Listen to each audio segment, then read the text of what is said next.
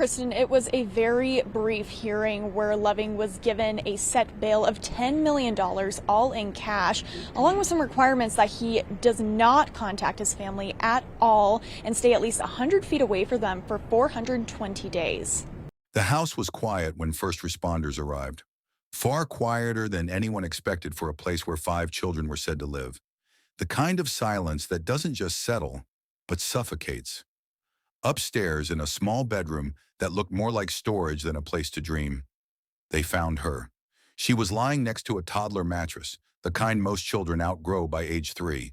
But she hadn't outgrown much. Her frame was small, frail, and still. She wasn't asleep. She wasn't breathing. And it didn't take long before even the most seasoned among them realized this wasn't an emergency call. It was a moment they wouldn't forget. What unfolded next wasn't a case of sudden illness or accidental tragedy. It was a slow collapse. A child who had been dimming for weeks, maybe longer, while the adults around her insisted everything was fine. Photos would later show a little girl once full of light and movement, now shadowed by the absence of care. People close to the family had noticed her retreat into the background, how she always seemed separate. There were whispers of concern, uneasy glances, reports filed and closed. Still, the warnings were never enough to stop what was coming. The truth didn't rush in. It crept, through contradictions in the parents' stories, through inconsistencies that couldn't be overlooked, through the haunting timeline of a night when they waited hours before calling for help. Not in panic, but in hesitation, as if a child's life was something that could be negotiated. And maybe that's the hardest part. Not the neglect, but the pause, the choices not made, the silence that grew around her, and the knowledge that somewhere, someone had already seen this coming. Before we go any further, please know, this case is emotionally heavy. We'll avoid graphic descriptions, but the story we're about to share speaks to deeper, painful failures that no child should endure. If you're new here, welcome to the channel. Let us know where you're joining us from.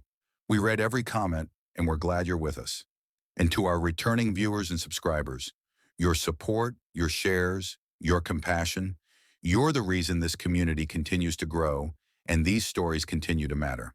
So thank you. If you believe in telling the truth, in standing up for those who had no voice, consider subscribing. Every click helps amplify the message and the call for change. When first responders entered the home, they were told this was a case of a little girl who had simply fallen ill overnight. Her caregiver described how, earlier that evening, the child had been unusually quiet, restless, pale, then drifting in and out of sleep. She said she assumed it was just a bug, nothing serious. But as officers moved through the rooms, details didn't always align. One of the first responders noted that the window screen was neatly pushed aside and a toy truck lay under a plastic bin. No sign of a safe, soothing environment. The caregiver's story about a typical bedtime was contradicted by the phone logs. No late-night check-ins, despite repeated messages left unanswered. Detective Maria Grant arrived on scene just after sunrise. She observed the lack of any emergency call earlier in the hours leading up to 7 a.m. That gap stood out. So did the absence of any sign that someone had tried CPR. For a child who was supposedly slipping away, that delay raised a difficult question. If there was real fear, why didn't anyone act? The caregiver, visibly shaken, recounted that they had called a relative, not emergency services, hoping to avoid trouble. They explained a worry about judgment, about losing custody. But when pressed, the caregiver couldn't explain why they didn't call a doctor, or at least dial 911. Detective Grant held tight to her tone. Pressed on exact timelines, the caregiver's voice quivered. What began as a plausible scenario, just a sick child, started to fray at the edges. Notes were exchanged. Evidence bags were sealed. The investigation had shifted. This was no longer just a medical mystery. It was a growing puzzle. When Detective Grant reviewed case files, she discovered this wasn't the first time professionals had been involved. Just months earlier, a hospital had noted the child was coughing blood-tinged mucus, a serious sign she'd been unwell for at least 10 days. That concern didn't lead to follow-up. The records closed. The moment passed. A report resurfaced from a childcare worker who saw her head slump during a play session. They'd contacted social services. The case was opened, then dismissed, cited as parent overreaction. No further monitoring took place. Court documents also revealed that in 2014, the father, previously on probation, had been convicted in an unrelated child safety case. That history was in Lewis County's database and should have raised red flags. Yet follow-up checks never happened. Then came a late-night message from the siblings' babysitter. I heard her crying. Never like that before. That message remained unread until early morning, after the child had already gone unresponsive. The delay in reporting added another layer. How many chances were missed? At her arraignment, the father testified that he'd been overwhelmed, ashamed, convinced that calling authorities would just worsen their situation. Investigators found inconsistencies, snaps of surveillance footage that contradicted his statements, text messages sent long after he said he was with the child. A reporter later asked him why, with so many opportunities to intervene, the cycle hadn't been interrupted. He paused, lowered his head, and said, I thought I could manage it. So why, with every sign pointing to trouble, did she continue to slip through the cracks? With each missed alert, the question grew louder. Was this a failure of one person, or an entire system that looked away? Izabella Loving was just 5 years old, a bright, curious child who loved drawing and catching fireflies in the backyard. In school pictures, her smile was gentle, and her eyes carried a quiet spark.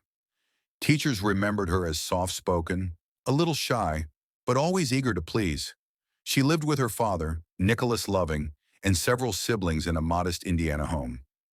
Isabella's mother had been out of the household for some time, maintaining only occasional contact through supervised calls. Nicholas, then 32, worked long hours and often balanced parenting with overnight shifts. He had no formal convictions, though records show a prior inquiry into custodial concerns several years earlier that closed without action. Family dynamics were complex. The household included 5 children, but not all shared the same parents.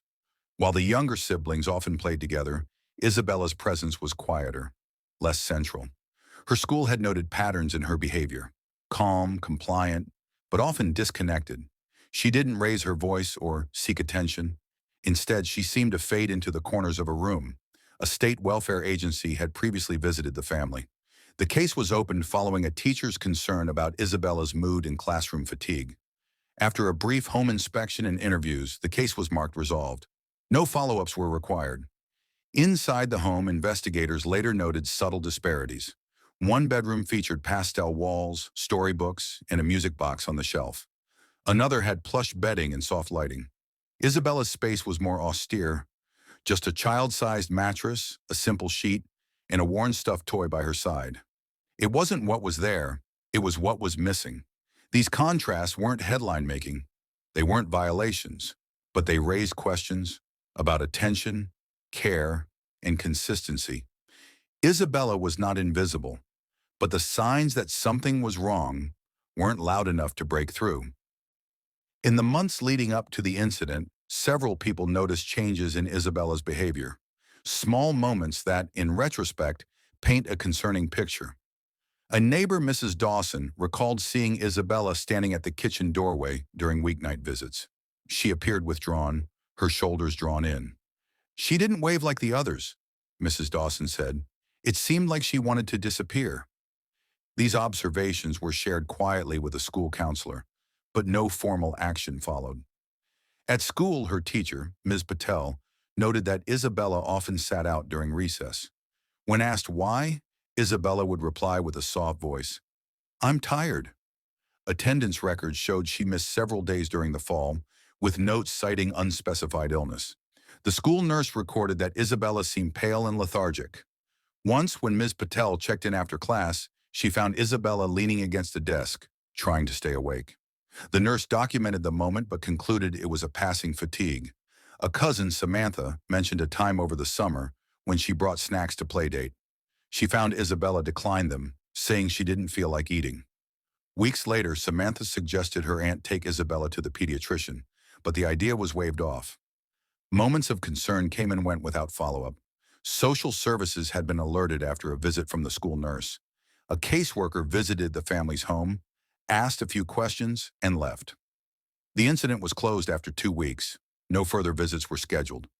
Records show an administrative decision that there was no sustained risk to any child. During church gatherings, Anon observed that Izabella sat apart from her siblings, choosing the edge of the group. She told a church leader she worried Izabella looked lonely. That comment joined others in a growing file, but still sparked no deeper investigation. At a community event, a volunteer remembered Izabella approaching briefly, then stepping away when attention turned her way. At the time, it was filed under shy child, but when combined with other accounts, the pattern became clear: a child slowly retreating. Despite these repeated signals from the home, school, community, each report was treated as a standalone event. No one connected the dots, no one pushed for further review. Although each concern was legitimate, none alone met the rising threshold for official intervention. And yet, Isabella's diminished presence was real. She spoke less, smiled rarely, stayed at the edge. If you've ever seen something that didn't sit right, tell us in the comments. This community speaks when others don't. Looking back, these moments weren't random. They were pieces of a puzzle, traces of distress that went unnoticed, and each one represented an opportunity for someone to step in before it was too late. But the moment did come, and it didn't begin with sirens or panic. It started with a quiet call, one that didn't carry urgency, but something else: a wait, a hesitation. Just after dawn, dispatch logged the report: a child who was unresponsive and possibly dead. Officers were sent to a modest home on Elm Street, the kind of place people pass every day without a second thought. From the outside, nothing seemed amiss. No sign of emergency. But inside told a different story. A phone rang unanswered in the living room. Light from the blinds cast narrow lines across faded furniture. Family portraits hung on the walls, neatly arranged, untouched. Officers moved down the narrow hallway and ascended the stairs. At the end of the upper floor, one door stood open. The room beyond it was dim and sparse. On the floor lay a small mattress, pressed against the wall, and next to it, motionless, was the child, Izabella Loving. There were no signs of an emergency response before their arrival, no effort at revival, no signs that anyone had attempted to intervene. Just a quiet, undisturbed room, and a child who had been left alone far too long. The paramedics then entered and they documented vitals and checking for signs of life. But after about 6 minutes, they quietly confirmed Izabella had already passed away. Detective Maria Grant stood near the doorway, observing every detail. She noted the lack of clutter, the absence of care. There were no clothes laid out, no signs of play, no comfort items in reach. The child's presence was the only thing that gave the room meaning, and even that now was slipping into the realm of evidence. The coroner's team arrived next. They moved without commentary, capturing photos and logging timestamps. This would begin the start of the investigation to what really happened to Izabella Loving inside that house that appeared to be normal to everyone outside. Within hours, Detective Maria Grant deepened her focus on Nicholas Loving, Isabella's father. At the station, his explanation wavered. He claimed Izabella had been ill for days, coughing blood and mucus, but insisted he believed it wasn't serious enough to seek medical help. When asked why no doctor or expert was contacted during the time, his responses grew uncertain and strained. Investigators constructed a detailed timeline that revealed alarming delays. Records showed Izabella stopped breathing around 2 a.m., yet it was nearly 7 a.m. before authorities were notified. That pause, investigators determined, eliminated multiple opportunities for immediate help. Forensic photos captured the stark environment of Isabella's room. She slept alone, on a small mattress inside a makeshift 5 by 5 foot cubby, while her siblings had full-size beds. The area was sparse. No clothes, toys, or comforting items. Temperature logs confirmed the windows remained closed overnight. All signs pointed away from a nurturing space. Comparing those images with earlier family photos underscored a dramatic shift. Isabella's earlier appearance, well-dressed, activities-focused, now felt distant. The physical environment reflected deeper detachment and concern. Previously, child services had received reports. One pediatric note referenced Isabella's withdrawn behavior during a visit. Another came anonymously from a neighbor describing emotional tension in the household. Both were closed without follow-up, no home visits, and no continued monitoring. These missed signals became key to understanding systemic lapses. In a recorded statement, Nicholas's now ex-wife, Andrea Loving, added another dimension. She recounted that Nicholas had repeatedly placed Izabella in the small enclosure as punishment. She also revealed incidents where physical control had been used against her. Her statements painted a picture of escalating control masked as discipline. Nicholas, when questioned again, offered explanations that shifted frequently. He said Isabella had experienced minor tumbles, stair slips, toy-related knocks, even a fall from a car. But the medical findings did not support those claims. Experts described numerous injuries, too varied and widespread to align with his account, and concluded they likely occurred over time, not in isolated incidents. Additional footage from surveillance cameras near the residence captured Nicholas leaving the home with bags of discarded items just before dawn. Inside, officers found children's garments and household linens marked with signs of illness. None of those items were present in the home when it was first inspected, which led investigators to believe there had been an attempt to sanitize or erase parts of the timeline. A medical examiner's preliminary findings confirmed repeated trauma, bruising consistent with physical force, not accidental injury, and internal findings consistent with sustained harm and lack of timely medical care. Detective Grant reflected on the evidence. This wasn't a fleeting tragedy. It was a sequence of omissions, deliberate confinement, and violence. Patterns of behavior, not a single isolated event, defined the path to Isabella's passing. Detectives moved swiftly after reviewing the full set of findings. Nicholas Loving's timeline didn't hold. His explanation for Isabella's injuries lacked medical or situational credibility. The discarded clothing and bedding told a separate story, one not shared during questioning. By the time the official autopsy findings were submitted, confirming trauma and neglect inconsistent with his version of events, Detective Maria Grant and the district attorney had seen enough. A warrant was issued. Later that afternoon, Nicholas was taken into custody without incident. Officers noted his expression as distant, emotionless. There were no questions asked and no resistance given, just a quiet walk to the patrol vehicle. At the station, the charges were formally processed: felony neglect, intentional harm, and obstruction of an investigation. Bond was denied. Outside, the community's reaction was already unfolding. Quiet vigils, candlelit walks, posters of Isabella's photo taped to utility poles. The silence that once filled her room had now turned outward, into a call for accountability. What came next would shift the focus from a single household to the systems meant to stand in between harm and safety. And in the eyes of many, they hadn't. Yeah, so Kristen, of course, this is a very emotional candlelight vigil, a very emotional event. There are a lot of balloons and a lot of memorabilia from signs, posters, everything to just show the community's love for this little girl. Everybody that I talked to today was almost in tears because some of them either knew the family, had connections, or others are just sad that as a community that maybe they didn't say anything. But I will say that a lot of people here in the community really wanted to come together in honor of Izabella Loving, all for the Cold Springs Valley Church. In the weeks following Nicholas Loving's arrest, investigators turned their attention beyond the household and toward the agencies meant to act before something went wrong. Documents obtained from Indiana's Department of Child Services revealed multiple prior contacts involving the Loving family. A pediatric note from several months earlier cited social withdrawal in Izabella. The provider flagged concern, but no follow-up occurred. A neighbor also made an anonymous call noting signs of emotional instability inside the home. Yet no welfare check was ever conducted. Court documents from a previous custody dispute between Nicholas and his ex-wife, Andrea Loving, included warnings.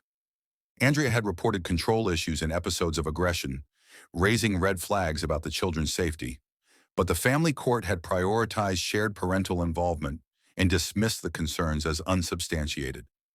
Even the school system, where Izabella had once been enrolled, noted prolonged absences. Attendance flagged alerts in the district database, but due to clerical backlog, no outreach was made until after her passing. This convergence of oversight wasn't isolated. It was the result of fractured communication between teachers, doctors, agencies, and legal systems that failed to coordinate. And it prompts a painful question. How many warnings must surface before one is taken seriously? If the system has ever failed someone you know, your story might help prevent the next. Nicholas Loving's case moved swiftly through the court system, given the weight of the evidence and the public visibility of the investigation. He was formally charged with multiple felony counts, including neglect resulting in severe harm and tampering with evidence. During the arraignment, prosecutors requested that no bail be offered, citing flight risk and risk to public confidence. The judge agreed. The courtroom was packed. Rows of observers included family members, former neighbors, and local child welfare advocates who had followed the case since its first reports. The atmosphere was tense, subdued, not loud, but expectant. Nicholas entered wearing a county-issued uniform, shoulders forward, gaze lowered. He spoke little, answering procedural questions in short phrases. His attorney entered a not guilty plea, but public opinion had already begun shaping a very different narrative. As proceedings advanced, the prosecution presented a detailed narrative built on medical findings, forensic evidence, and witness interviews. They highlighted the contrast between Nicholas's version of events and the evidence captured by investigators, the timeline of inaction, the contradictions, the discarded items, the signs of neglect. Court records note that a particularly impactful moment came when the pediatrician testified. Without dramatizing, she laid out what consistent care should have looked like and where those standards were not met. Andrea Loving, Isabella's mother, took the stand under subpoena. Her testimony was reserved but firm. She acknowledged past custody disputes but pointed to what she had previously tried to warn courts about: control, confinement, and concern that went unacknowledged. Ultimately, Nicholas accepted a plea deal, avoiding a full trial in exchange for an extended sentence and formal acknowledgement of wrongdoing. The judge, during sentencing, referenced the cumulative indifference that allowed the situation to deteriorate. The final ruling included a significant prison term. As of now, no official statement has been released specifying the exact number of years he will serve, but he will have no chance of parole during the early years, and a no-contact order with the surviving children. Outside the courthouse, the mood was mixed. Some viewed the plea as accountability. Others felt it fell short. But nearly all agreed Isabella's name should never have had to enter a courtroom for this reason. The case was over, but the reckoning had just begun. In the days following Nicholas Loving's arrest, the reaction from the community was swift, but quiet. There were no protests or press conferences, just a rising number of people placing small candles at the edge of the driveway where Izabella once lived. A few photos, some handwritten notes. Her classmates didn't understand exactly what had happened, but their parents did. And many began asking, how could this have gone unnoticed? Local news outlets ran brief segments, summarizing the charges and revisiting past reports to Child Protective Services. But no agency publicly accepted fault. There were no visible policy shifts or internal reviews announced, at least not immediately. Yet something had changed. Quiet conversations began in classrooms, at church meetings, in parent groups online. Whispers became discussions about safe reporting, overlooked warning signs, and how often a child's safety depends not on loud emergencies, but on someone asking the right question before it's too late. At one elementary school, a teacher posted Isabella's name above the classroom door, not as a memorial, but as a promise, a reminder that silence isn't safety, and a child's quiet shouldn't be mistaken for peace. Sometimes the world changes. Sometimes it just moves on. But this time, we don't let it. Izabella Loving was 5 years old. She was curious, observant, and often seen clutching a drawing pad filled with clouds and stars. She deserved encouragement. She deserved safety. And above all, she deserved time. Her story is not just one of sorrow, but of urgency, of vigilance, of the need to look closer when something feels off, to ask again when the answers don't sit right, and to speak when silence becomes dangerous. This case wasn't only about a failure inside one home. It was about what happens when institutions meant to protect become desensitized, when patterns go unchallenged, and when isolation masks harm. If you believe stories like hers must not fade, share this. Subscribe to the channel. Speak out. One voice can protect a child, because behind every quiet room, there could be a child waiting to be seen. And seen early enough, they can be saved. Thank you for always helping this channel raise awareness with your likes, shares, and comments. I appreciate each and every one of you. Thank you once again, and I'll see you in next video.